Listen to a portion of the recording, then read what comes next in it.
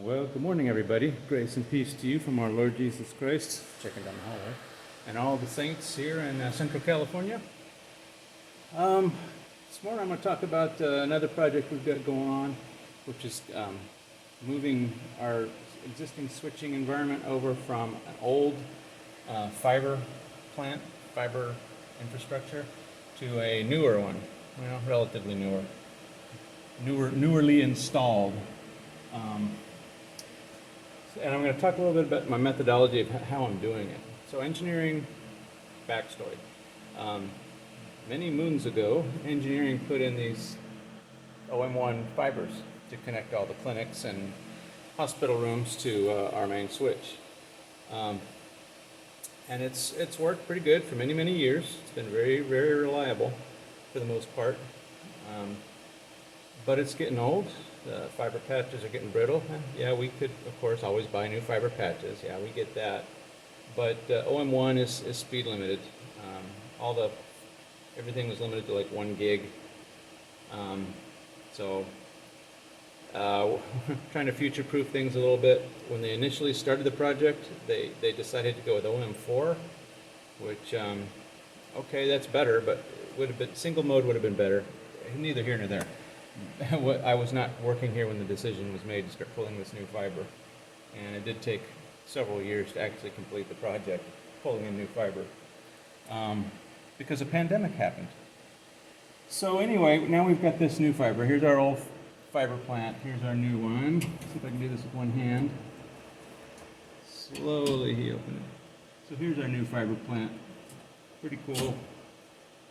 Pull the tray out. It's high density, so you can get like 1, 2, 3, 4, 5, 6 fiber pairs in each module, and there's 4 modules per tray.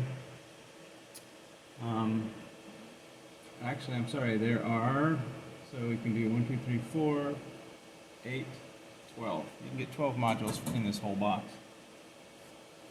So, and that's kind of cool. Slides out. You can get access to the fibers, slide it back in, close the dough.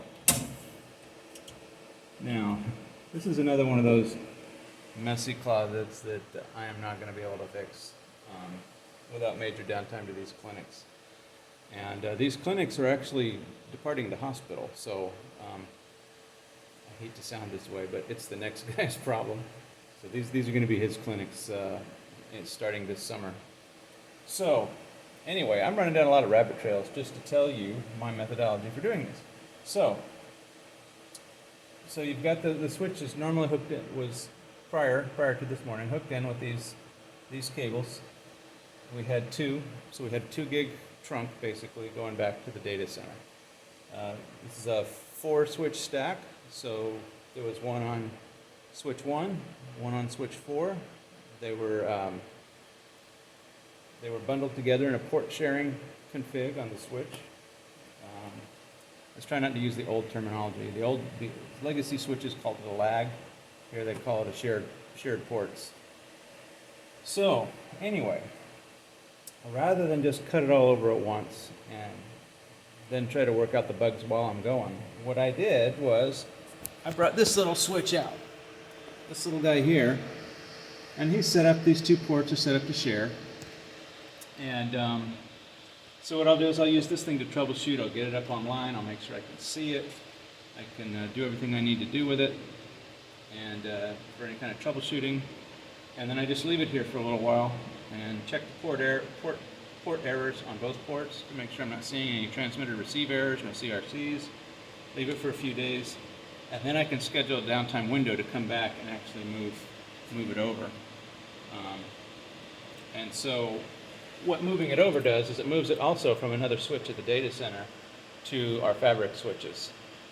So I can put configure fabric attach on this switch, and again get all the benefits of fabric up to the switch, not to the edge ports, but up to the switch. So, and that's what I did this morning. So I came over and got here before the clinics opened, went ahead and disconnected the old OM1 cables. I connected one cable in first to make sure I saw it come up. When I saw it come up, then I went ahead and plugged in the other cable Move this so I can see the lights blinking. Yep, lights are blinking. Then I moved the other cable over, which is down there. So cable number 1, cable number 2. There it is. There it is. So now we've gone from a redundant 1 gig connection to two 1 gig connections to two 10 gig connections.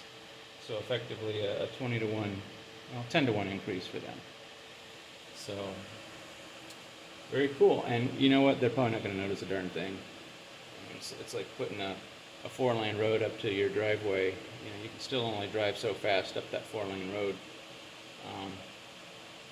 They won't notice. The users won't notice the speed increase, but I will. So anyway, yeah, so that's what I'm going to do. I got about, I don't know, 6, 8 more of these to do, and I'm going to use the same methodology. Is put that switch in first, get it all up and running, and then when it's good, move it over to these. So what's nice is these are already set up in port sharing. All I have to do is add the fabric attached stuff in there that I need to do. So you want to do a little homework? Look up Extreme VLAN NSI, and that'll tell you, probably show you the commands I have to use. Basically, well, I'll just tell you. The command is modify VLAN, and the VLAN number, add NSI, and then the actual ISID of that particular VLAN. And you also have to make sure the VLANs are shared on the port already, which they were, or else the switch wouldn't even be working. So the VLANs are already shared on the port, tagged, sorry, they're tagged in the port. And then add those NSIs. Now, go ahead, ask me what NSI means. I forget! Network service, so I'm not that good of a network admin. I don't remember. Sorry, but I know what I need to do, and I need to add that NSI descriptor to the VLANs. And then once I do that, I just watch. You know, I plug this in. I make sure it comes active. I make sure the port shows that it's good. And my laptop already went to sleep.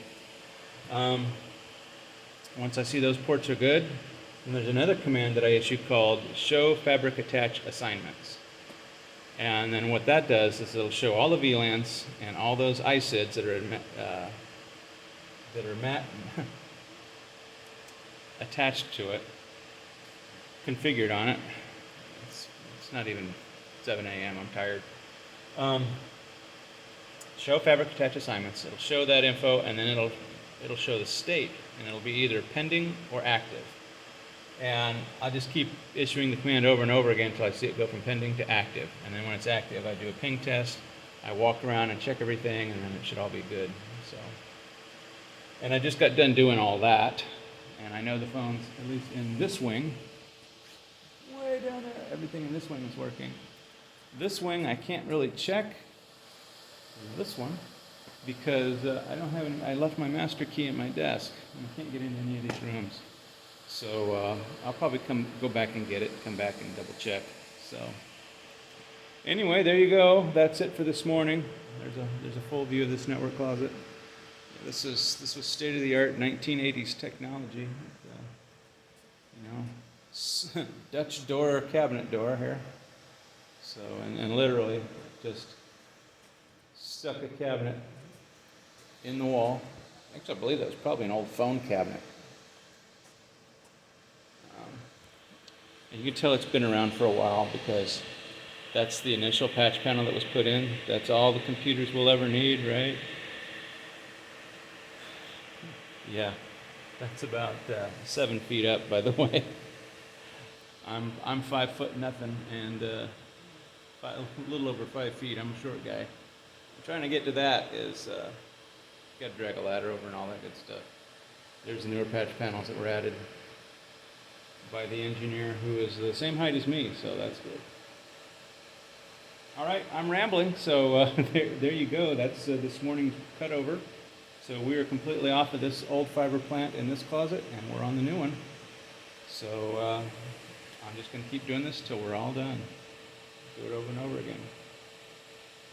So there you go, another glimpse into the daily life of a network admin. As always, thanks for watching. If you like what you saw, click the subscribe button or the notification bell when you want to be notified when there's more of this stuff coming out. And really appreciate all the comments, the suggestions. Keep them coming. Prayer requests, keep them coming if you like. And yeah, we'll see you guys all next time. God bless. There it is. Gotcha.